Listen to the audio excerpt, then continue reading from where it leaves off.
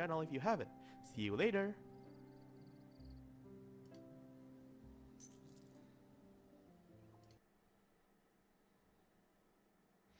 The JFK files. Now, I'm not saying they definitely did it. I'm just saying I have some questions. As many of you probably know, over the past couple of weeks, the entirety of the JFK files have been released. In 1992, Bush signed the JFK Assassination Records Collection Act, which is an effort to amass and publicize all documents related to the assassination of John F. Kennedy. However, because of things like the Church Committee or the House Select Committee on Assassinations or the Warren Commission, when JFK's assassination was being investigated, they didn't just investigate FBI and CIA matters as they relate to him. They investigated everything federal agencies were doing at the time, which means that the JFK files, while yes containing information about JFK, also contain information about spies in foreign countries or meddling with foreign elections or spying on American citizens. When Bush signed the act in 1992, it said that 25 years from that date, all of the information relating to JFK and the JFK files was to be released to the public. Because of that, 25 years later in 2017, several of the documents were released, but they were heavily redacted, and some of the records were outright held from the public. And between 2017 and now, a few files were released. But in January, Trump signed Executive Order 14176, which ordered all documents to be released and unredacted. And over the past couple weeks, this new release has resulted in over 60,000 pages and over 3,000 new documents. And while I understand that's a lot to dig through, I have far too much time on my hands and decided to do that for you. And I know the question on everyone's mind, is there actually anything in there? What do the JFK files tell us? And I will be upfront with you right now. I am blown away that they actually release this stuff. Sure, there's no piece of paper that says, yes, we shot the president. That was us. But there are several documents that outright say things from the CIA themselves that people were getting written off as crazy conspiracy theorists for saying a couple decades ago. New information about Lee Harvey Oswald, fights that were happening between the FBI and the CIA behind the scenes. The CIA setting up fake companies in order to get logistical benefits. These files give us so many new pieces of the puzzle, and I'm excited to talk about them. So if that sounds interesting to you, then stick around after the ad so we get into the newly released JFK files. I should also mention that the sponsor for this video knew exactly what I was going to be doing in this video, and they said that was fine. So that's really cool of them, I think. And that sponsor is, of course, AG1. AG1 is your drinkable scoop of vitamins, minerals, probiotics, and whole food sourced ingredients in one easy drink. Healthy habits can be hard to maintain, so typically the easier it is, the better it is. And it's hard to get easier than AG1 because it's just 8 to 12 ounces of water and a spoonful of AG1 and you're good to go. So instead of being a bunch of pills and supplements you have to take every day, it's your dose of vitamins and minerals. Yeah, this is the CIA files.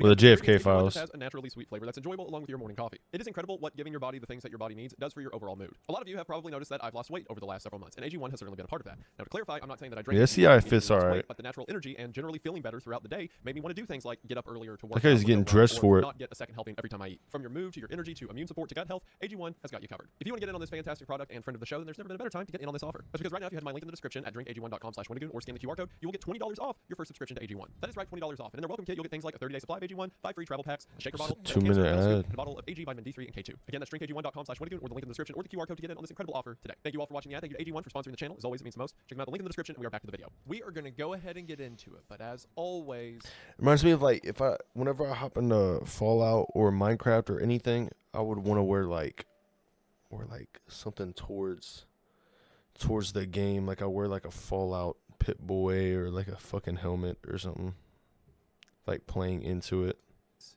Thank you for watching. So first thing I want to get out of the way is there is a lot here, and I promise I have done my best. 60,000 pages is a lot, and it got into several moments where I was just reading stuff I had no idea what it concerned. Because a lot of these documents are out of order and just put together in one report. So it may be mentioning names or dates that mean nothing to me, that in reality I would need 10 other documents across the CIA records to figure out what it's talking about. So I used a combination of documents that I found to be the most interesting or pertinent, as well as several people online who were talking about interesting things that they found.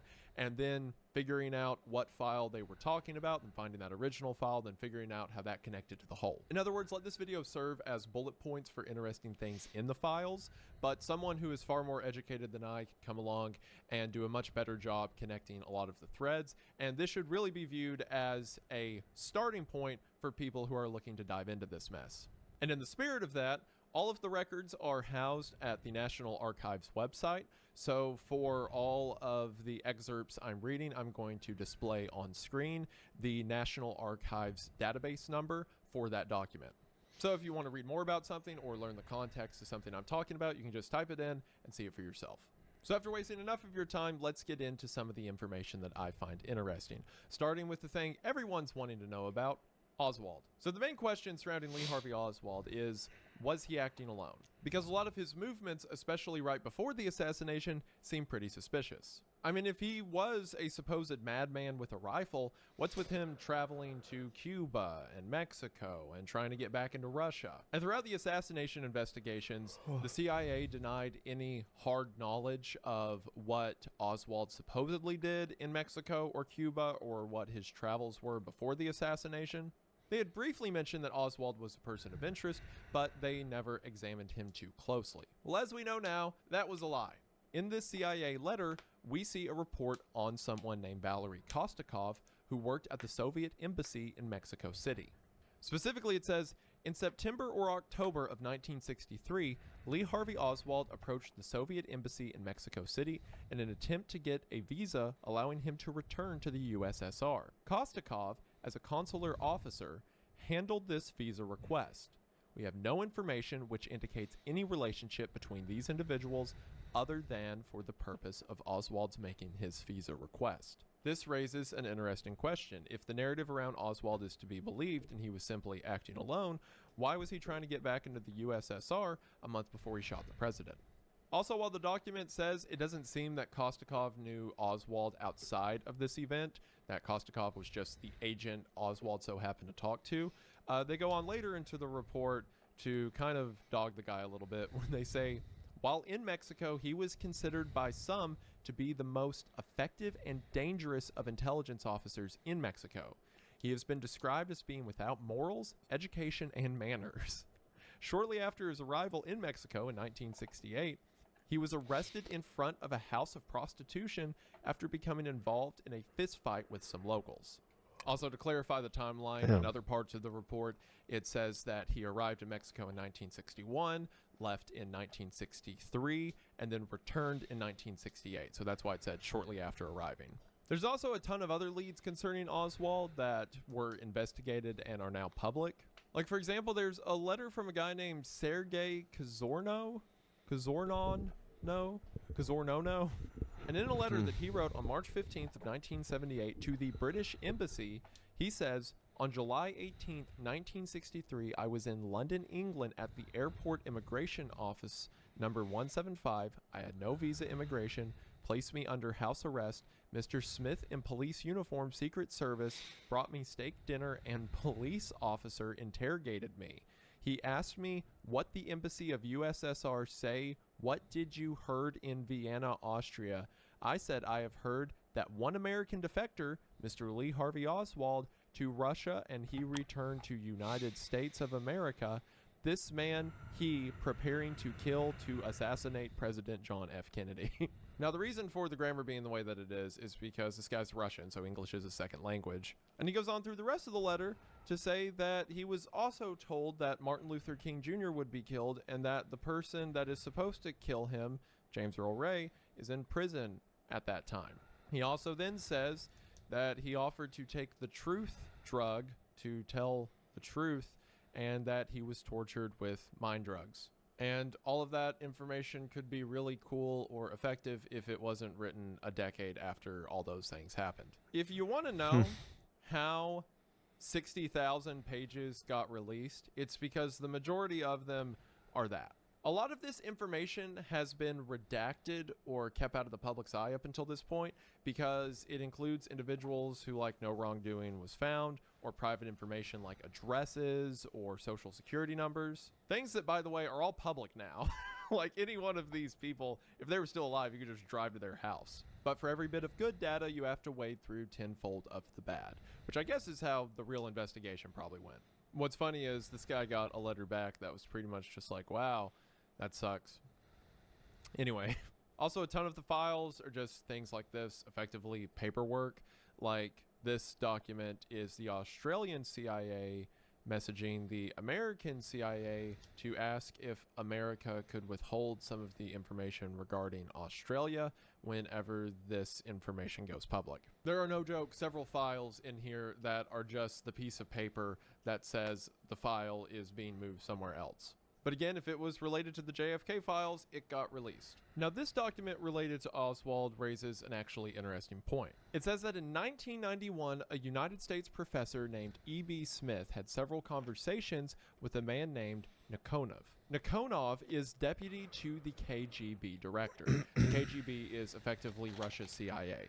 In this internal CIA communication, which, by the way, not to be lame, but seeing words like temporary working copy, destroy after use, and secret on something you're reading feels kind of cool. According to this internal CIA communication, Smith said in section 5, quote, Nikonov's first assignment from Bakutin, he's the director of the KGB, was making arrangements for the KGB-CIA liaison relationship, which has now come into being. Which that sentence alone opens a whole can of worms. But anyway, in preparation for one possible question which might be raised, Nikonov personally reviewed KGB files to determine if Lee Harvey Oswald had been a KGB agent. He reviewed 5 thick volumes of files on Oswald.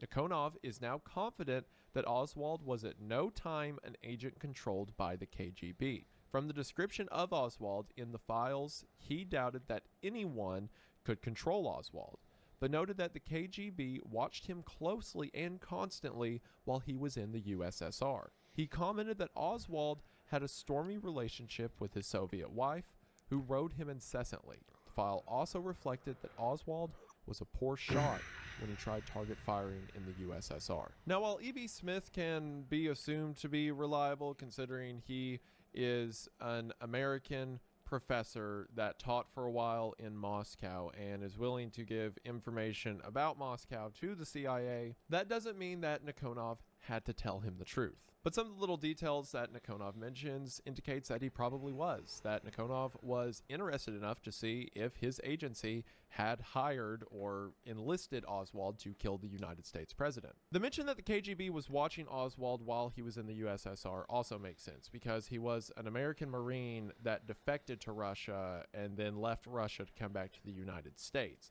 So I'm sure they had their suspicions about him, just as the CIA had their suspicions about him, but we'll get to that. The mention that the details of the file indicate Oswald would be hard to control makes sense considering he kind of seemed to be erratic. I was playing Arma Reforged with friends. We had a 6-man squad going. Hell yeah. You know who Lee Harvey Oswald was, right? Yeah. I don't get too deep into him, though.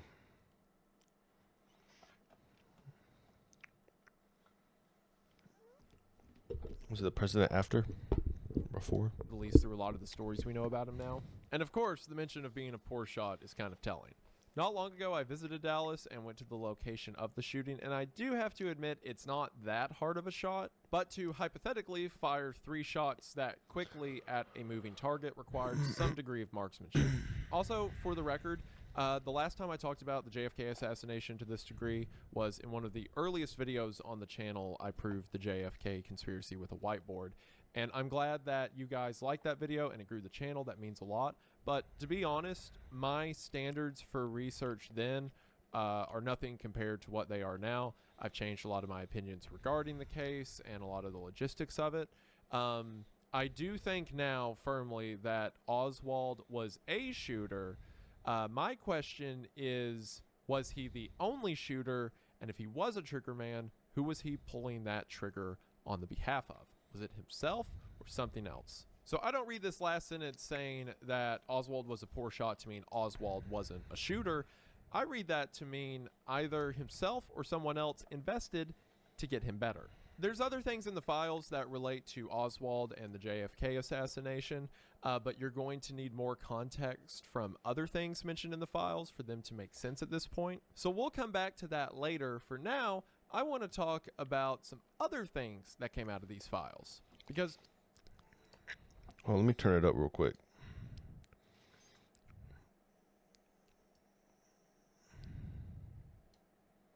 Turn it like 2.4. To be completely honest, the wildest, craziest things that we have found out now have nothing to do with the assassination. See, when these assassination committees were doing their investigations into the CIA and the FBI, they wanted all of the information that related to agents who were involved in the assassination investigations, and they wanted all information regarding what the CIA was doing around the time. So that blew the lid on a ton of weird information. Now, again, the stuff that I am talking about today is the things that have come out over the last 2 weeks. But in the JFK files that started to get released in 2017, that's where we got information that a CIA agent had claimed to see Hitler in South America in the 50s, meaning that Hitler survived World War II. Or information about the CIA hiring women to sleep with diplomats. Oh yeah, the test on the stream. I had like an 8-hour one, but it came out pretty good. Everything was perfectly fine. I think it was just yesterday that it was acting like that, but I was like, I'm just going to leave it on while I go to work, and it'll just be a testing stream. And everything went pretty good. The KBPS is doing pretty decent right now. But I was like, I have to react to shit today. I'm not going to, I'm probably not going to play the game tonight. I'm probably just going to react.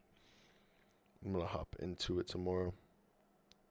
Of other countries in order to gain their favor and feed them information. So many weird shadow tactics have been revealed because of the JFK files as a whole, but again, we're just talking about the things that have come out over the last couple weeks. I had to put a lid on this video somewhere. If I have to look at one more memo, I'm going to scream. So some of the most interesting information that's come out over the past couple weeks is everything related to Cuba. See, the committees wanted information about what the CIA was doing, and in the early 1960s, the CIA's main concern was Cuba. From the Bay of Pigs invasion to the Cuban Missile Crisis, the CIA was trying to find a way to get Castro out of power and to cripple the economy of Cuba so that they were no longer a threat. We know from declassified documents like Operation Mongoose that the CIA was trying to kill Castro and even attempted on a couple occasions. So while we already know that they did hate Cuba, now we know a lot of the ways how they hated Cuba. In this CIA document, which, by the way you can tell who's actually making the document you're reading is by the prefix on the record number. So if it starts with a 104, it's CIA. If it starts with a 144, that's the NSA. If it starts with a 198, that's the Army, etc. Because sometimes the agencies will be speaking to each other, or it'll be a clandestine operation, so everyone's kind of talking at once. But to know who actually maintained the record, which matters, just look at the prefix for the record. But anyway, as a lighter note, before we get into the depressing stuff, this CIA informant, while describing things that happened in Cuba in point 10, says, L1 talked about assassination of President John F. Kennedy, L1 being the informant. According to L1, in 1969, L1 personally saw Fidel Castro receive a group of U.S. radicals. Castro talked to them for 2 hours about why just one assassin could not possibly have killed Kennedy. Castro ordered a reenactment of the crime using his best marksman, and they could not duplicate what Lee Harvey Oswald supposedly did by himself. L1 said that 3 groups were involved in killing the president. 1 group of Cubans, 1 group of mafiosos, and a 3rd group of mercenaries. The 3rd group included a man with a Greek name. For one, Castro saying that one of the groups was a group of Cubans doesn't explicitly mean that Castro was involved with the assassination, because there were a bunch of groups of Cubans he had no control over or even directly opposed him. But that being said, it is hilarious to me that Castro in 1969, 6 years after the assassination, is down in Cuba like, yeah, there's no way he did that. Absolutely not. And then he gets his best marksman together to recreate the shooting to say that it's impossible. This man is literally me. Now we get into the more depressing stuff you probably expected, like lying to the American press. because it had been suspected by many around this time that several nonprofits or otherwise legitimate organizations were either just CIA fronts or were allowing the CIA to operate through them. And of course, the CIA denied that, but as we see from internal memos like this one, they were lying. In this memo from the Assistant Deputy Director for Plans to the Deputy Director for Plans, in point 2, the Assistant Deputy says, early in April of 1968, the Office of the General Counsel made available to Central Cover Staff a copy of a letter and an attached list of organizations sent to the Internal Revenue Service by Mr. John Frappier of Ramparts magazine. The letter, dated April 5th, 1968, had been furnished OGC through IRS liaison channels. The letter appended a list of 145 tax-exempt organizations and indicated that all were suspected of having been funded by or having cooperated with the CIA. So in other words, this journalist put together a list of 145 tax-exempt organizations that he thinks are actually just cooperating with the CIA, and he published it in Ramparts magazine, but he also sent the list to the IRS, which, does he think that the IRS doesn't talk to the CIA? I don't know. Because sure enough, that's what happened. A liaison at the IRS sent it to the Office of General Counsel, who then sent it to the Central Intelligence Agency. It seems that the journalist wanted more information from the IRS so that he could confirm his suspicions on these groups being CIA operated. So what does the CIA say internally in this secret document? In point 4, they say, a review of available CIA data on the listed organizations has shown that 89 of them were at one time or another somehow associated with the CIA. It goes on to say only 2 of these are of current operational interest. These 2 activities and 45 organizations formerly of interest to CIA were mentioned in the American press during M.H. Dow. Again, a lot of this stuff is internal code words that we don't have context for, so just pretend like you know what M.H. Dow means. You can also see, and it's like this for a lot of the document, how M.H. Dow is written in brackets. That means at one point it was redacted. It was cut through. So earlier versions of this document probably released, but they just had the redaction. 42 other listed organizations, which were in fact associated with CIA, were not exposed during M.H. Dow. We have found no evidence that 55 organizations on the list were ever directly or indirectly associated with CIA. So, hey, 55 of them? Knock it off. Oh, and then in parentheses, he says, because 2 of the names on the list are successive names for the same organization, the actual total number of organizations listed is 144 rather than 145, so... But then they go on to even defeat that point, because in point 8 they say, we cannot say with complete assurance that all 55 of the apparently innocent organizations on the Ramparts list in fact never had any agency ties. It's like, look, you may have been right about 89 of them, but 55 we have nothing to do with. Probably, I think. Thankfully, the document doesn't suggest that they kill the journalist or whatever, at least not in this document. Just ends and says the headquarters that were responsible are now made aware, no further action is required. But again, we have early whistleblowers for government involvement in non-government agencies being proven correct. In our next memo within the CIA, we're given information about something known as truth tapes. In 1965, it seems that the CIA was producing these recordings that were supposed to be from independent parties, but were, again, the CIA. And they would distribute these recordings to be played at radio stations in Latin America and North America as a form of propaganda. And in this memo, we hear an update about an office that's conducting this in New Orleans. It says the current program of INCA, which is the Information Council of the Americas, is primarily concerned with the dissemination of taped recordings of anti-communist material called truth tapes to certain radio broadcasting stations in Latin America and North America for use as a weapon against communist penetration in the Americas. And the rest of the document goes on to give status updates regarding the organization, but this is more confirmation of the CIA pretending to be voices of the people. I should also mention that a lot of this isn't any new news for a ton of people, especially people who have kept up with government documents in the past. What's up, JCB? How you doing, man?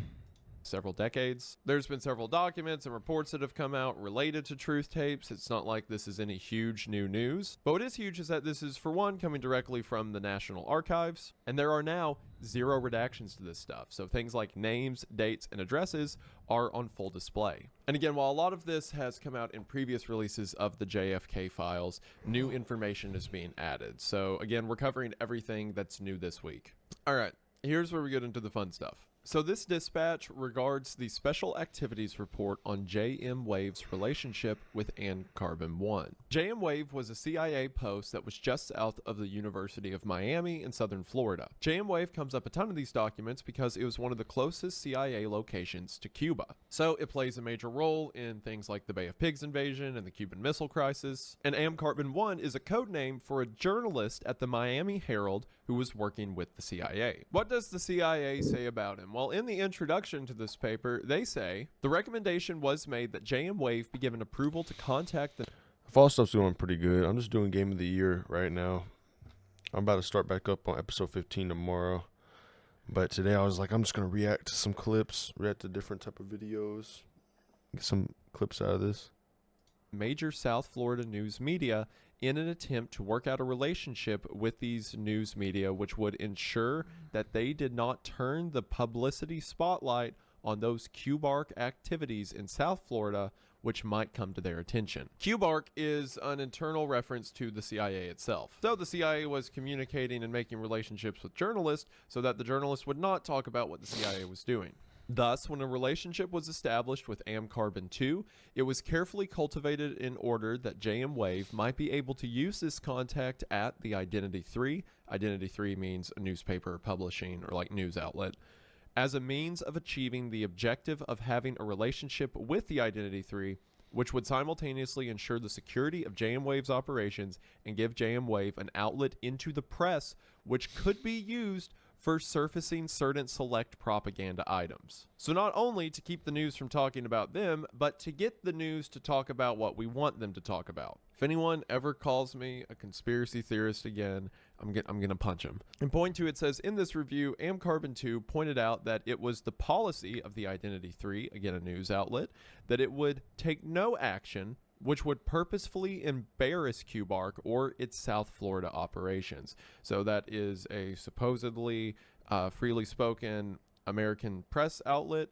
saying that they would never do anything to hurt the CIA. As a result, if any embarrassing items relative to QBARC's operations in South Florida did come to the attention of the Identity 3, this material would be brought to Rootman's immediate attention. Rootman is a code for the CIA agent who's operating with them directly. The point was also made that Carbon-1 should not press for the obtaining of classified information, but he should be alert to steering tips which Rootman might furnish him on fast-breaking news stories.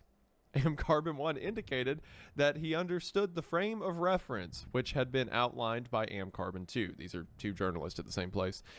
This frame of reference has prevailed through JM Wave's relationship with Carbon-1 during the period of December of 1962 to March of 1964. So they can't ask for any classified information, but they need to tell the CIA when something important happens. It's so weird reading this stuff and kind of peeking behind the veil because they just say everything outright. Like in point 5, it says operational support. On occasion, Carbon-1 is used to carry out certain operational support tasks. In such instances, Carbon-1 makes his inquiries or carries out the required action within the context of his normal journalistic activities. The use of Carbon-1 for operational support tasks enables JM Wave to harness the investigative facilities of the Identity 3.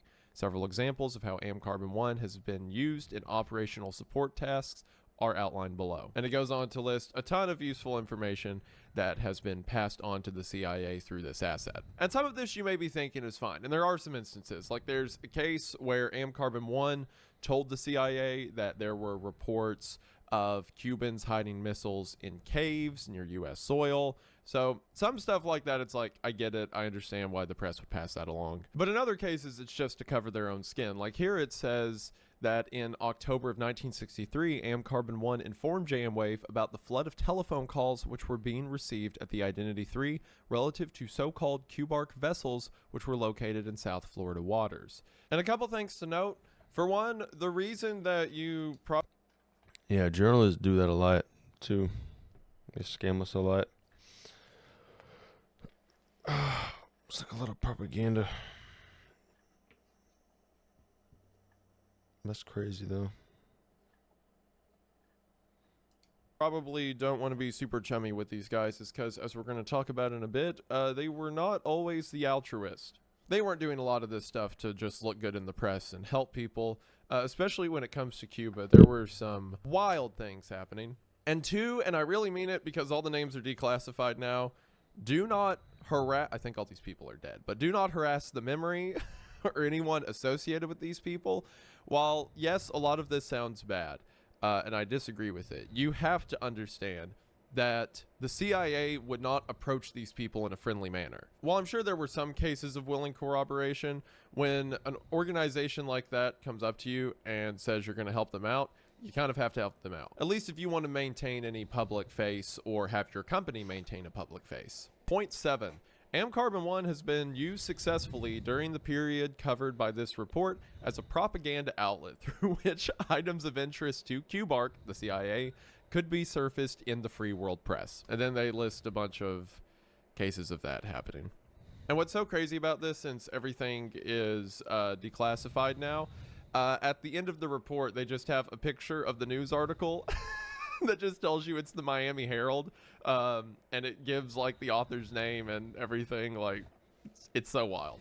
There's some interesting field reports, like here an agent in Cuba says that a man named Jose Xavier Cortez is passing himself off as a priest when he's actually not one, and says some things like, in Cuba, the Knights of Columbus are well entrenched. Again, another rabbit hole for another day. There's a bunch of documents that just kind of expand on the level of espionage that the CIA has, like here where it says that there's going to be a meeting of communist sympathizers in Paris, and the CIA already has people there. I haven't seen it in the reports I've read, but I've heard people talking about the JFK files, and they mention a file somewhere that says at some meeting in France, or maybe it was within the French embassy, that there were more people there who were either CIA agents or CIA liaisons who were like paid off by the CIA than people that weren't.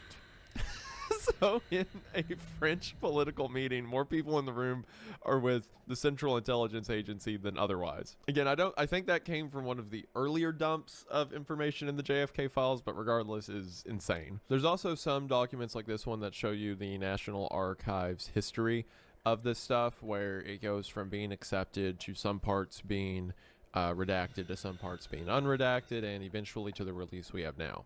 Now, there are some internal memos that give an idea of what the CIA was thinking during a lot of these historic events, why they were so paranoid. This intelligence report comes from JM Wave to the director of the CIA. That is information they gathered from an agent stationed in Cuba. The agent says that on October 11th, 1963, again in Cuba, 6 large trailer trucks entered Torrens, and on October 9th, 10 more of these large trailer trucks entered the base. An unidentified driver of a vehicle traveling behind one of the trucks reportedly observed tube-like objects which protruded at least 1 meter beyond the truck bed of one of the trailers, when by chance the wind blew to one side of the tarpaulin covering the trailer's cargo. And considering that this base in Cuba was suspected of having surface-to-air missiles, the CIA thought that Cuba was putting together a larger missile array, supposedly to use against the United States. So of course the solution to that, as you could imagine, is to threaten the Miami Herald. Speaking of weird things that the CIA did involving Cuba, this one is wild. Okay, so for context, in May of 1959, the new China News Agency opened an office in Havana in the El Medico building, which is occupied partly by business concerns and partly used for residential apartments. So China puts a news agency in Havana inside of a building that has some apartment rooms in it. Well, the CIA can't let that happen, so it says shortly thereafter, the Havana station, talking about the CIA station in Havana, obtained the concurrence of Ambassador Bonzel and Miss Carolyn O. Stacy, an embassy employee, to mount an audio operation against the new China News Agency through the wall of the adjacent apartment in which Miss Stacy lived. So in November of 59, it says they installed a microphone and tape recorder inside of Miss Stacy's apartment to listen to the news agency next door. But by 1960, the Chinese news agency had expanded to more parts of the apartment building, and I guess the CIA's microphones couldn't hear that far. So a case officer named Brian Mills goes down, and he rents a room that is not next to the Chinese operation. It's above it and I guess further across the room. So after he rents that room, he puts a team in that room to listen down on what the news agency is doing. And it says that a group of technicians go down and installed a probe microphone and tape recorder in the apartment obtained by Mills over the NCNA office. About this time, the equipment was removed from Miss Stacy's apartment with the exception of the plastic probe, which was left in the wall and plastered over. So they have enough stuff on top of the news agency. They don't need Miss Stacy's room next to the agency anymore. As an additional security precaution to provide a safe haven, and after consultation with the acting chief of station, a key to an apartment in the same building leased by Mrs. Marjorie Lennox, an embassy secretary, was obtained. Mrs. Lennox was told that access to her apartment was needed for photographic surveillance purposes. So they find someone else who is staying in the building and get her to give them a key for photographic purposes, I guess assuming that they need to take photos of something across the street or whatever, not knowing that it's actually so they can spy on other people in the same building. So they're lying to even the people who are giving them a safe haven. But then things get complicated because it says that the owners of the building were canceling subleasers' contracts and recalling leases. So in other words, they'd probably have to vacate the space soon. So they decide, well, if we can't be in the room, we'll just install transmitters in the room, and then we'll just set up a listening post nearby, and someone else will be living in that space, but we'll still be spying out of it. So they send another 3-man team to Havana to install all this stuff. But then on September 14th at midnight, someone who, I'm not kidding, their name is Christ, was one of the technicians working on the apartment, says, failed to keep a scheduled appointment with Neat. At 1 a.m. on the 15th of September, the apartment of Mrs. Lennox was entered into and searched by Cuban authorities, and she was taken into custody. So the first girl who they were using as a listening post originally, she gets arrested because I guess they get privy to what's going on here, the Cuban authorities. But then it says at 3:40 the next day, September 15th, Neat, the stay-behind agent, and his wife were picked up by the Cuban authorities and detained. So everyone who was installing these microphones got arrested. Christ failed to have an appointment with Neat, and therefore Lennox was arrested. Completely unreadable by modern standards. And at the time of writing this, the agents are still under arrest. So I think Neat's actually a typo. I think it's Nest, but I'm going to keep saying Neat. And point 8, it says, according to articles in the Cuban papers, the 3 technicians were arrested while in the apartment over the NCNA office and completing the installations of the equipment. The press article adds that the keys to Mrs. Lennox's apartment was found on one of the technicians who identified the apartment to which it belonged. All Cuban press releases have referred to the men by alias and have not identified them as government or agency employees. So thank God. They can be in jail, that's fine, but as long as they don't know we hired them. It is unclear at present what story has been agreed upon by the technicians and station personnel to be used in the event that they were caught. While being interrogated with Neat, Christ indicated that Neat was his boss, and Neat consistently denied any knowledge as to why he was being held. The sublease for the apartment in which the men were caught is in the name of the stay-behind agent, with the original lease being in the name of Mills, the FE Division's case officer. So everything's like 5 degrees of separation removed, so it doesn't tie back to the agency. So a lot of the rest of the document talks about what's to be done with these agents because they're effectively being charged with espionage against China, and the CIA is talking internally about they don't really know if they can do anything for them without, revealing that the CIA was involved, and they can't let that happen because then that's like, an act of war. There's a funny note at the end where it says, insofar as the families are concerned, one of the technicians is a bachelor presently on home leave between 2 tours in Japan. His father, a cook in a diner in the Boston area, has been contacted by the Office of Security, and he will get in touch with security if he receives any inquiries on the matter. So it's like, okay, we've notified the one's dad. The other one, it says in point 13, the wives of the other 2 technicians have been told what has happened and are being contacted at least once daily by TSD staffers and their wives who have been briefed on the situation. A conference with the 2 wives was held on September 19th to go over the whole situation and determine if there was any personal problems on which the agency could be of help. For the time being, the wives are telling their neighbors that their husbands are on a trip. The story will be adjusted depending on what course of action the Cuban government takes, whether the aliases remain unbroken, and whether recognizable photographs of the individuals are released to the press. The 2 wives so far have been taking the bad news exceedingly well. Hey, So we hired your husband to go set up a listening post at the Chinese embassy in Cuba, and they both got arrested. And we can't really do anything about it because, like, oh no, the CIA, am I right? So if you could tell all of your neighbors that they're on vacation or cheating on you or something, I don't know. And we'll keep doing that lie unless the Cuban government posts their face, and then we'll say they're like traitors or something. Is that okay? And the wives are like, yeah. This is so insane. I swear. Like, if so much of the stuff in here is like, if you wrote it into a movie, it would be too unbelievable. There is an attached reply that talks about the task of getting these guys out of custody, but sadly the file is so corrupted it's hard to read. In mission, I believe it says the 145th or 1045th operational evacuation and whatever group provides black air transportation something to CONUS, the continental United States, to the designated area. So it sounds like they were trying to do a black air operation, which essentially means an off the books air operation to get these guys out of Cuba. So it looks like from the skewed text that a flight out of Mexico was being used, and in the rest of the text it says that they're putting together a C-45 to transport these guys out of Cuba and then get them back to the United States in 15 hours. So surprisingly, they didn't just leave them there for whatever that's worth. I don't know how they got them out of custody and onto a runway to get into a C-54 to get to Mexico, but whatever. Documents like this kind of give you an idea into what the CIA was doing in the 50s and 60s, and it's also just a really wild story that would be hard to believe had it not come directly from the CIA's own office. Because from using people's rooms to spy on people in the building and then having these secret flights to get people out of the country, it's really wild stuff. It'd be cool if they were, cool.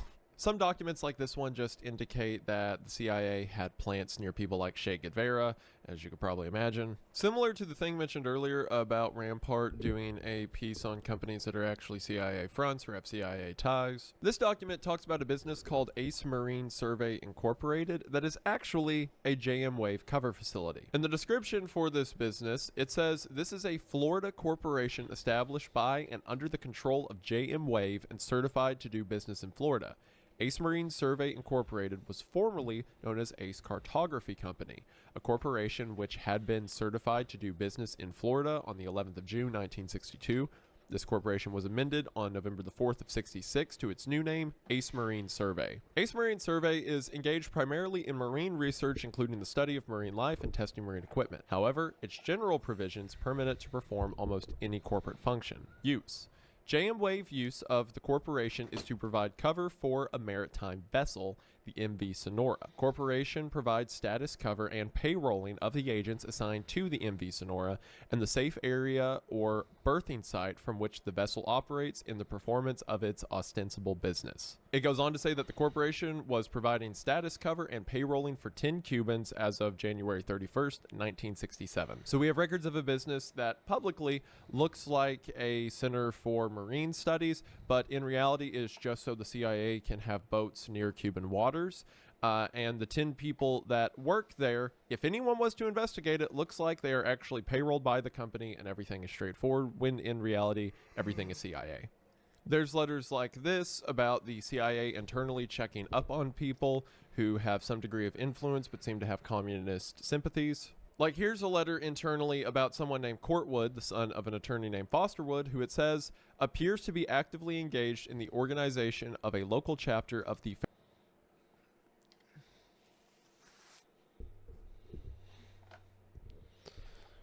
Bro, I gotta pee.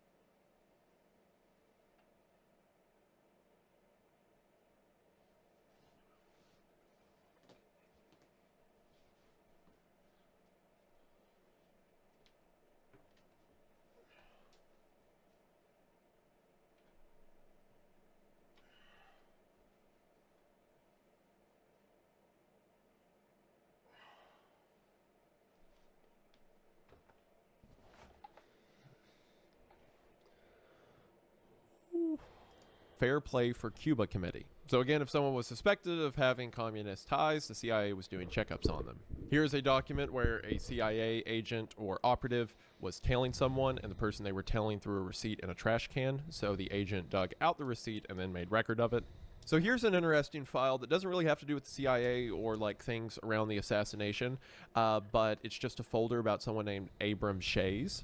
But then there's actually a note regarding the House Select Committee of Assassinations, which was the committee that was put together to review the assassinations of JFK and MLK. And they have a note attached that says, a review of the House Select Committee on Assassination volumes did not surface an Abram Shays, but an Abraham Shays, a legal advisor to the State Department, who maintained that at the time Oswald received his visa to enter Russia from the Soviet embassy in Helsinki, normally 1 week would elapse between the time of a tourist application and the issuance of a visa. It would appear that Abram and Abraham are not identical to each other. Betty Lichtenfield of the House Select Committee reviewed the file on August 17, 1978, and that this guy was a Harvard Law School professor who attended a Pugwash conference in Munich in 1977. So to show how thorough the House Select Committee was, this guy isn't even the same guy who they're looking for. They're looking for a guy who made one statement that Oswald should have taken longer to get his visa.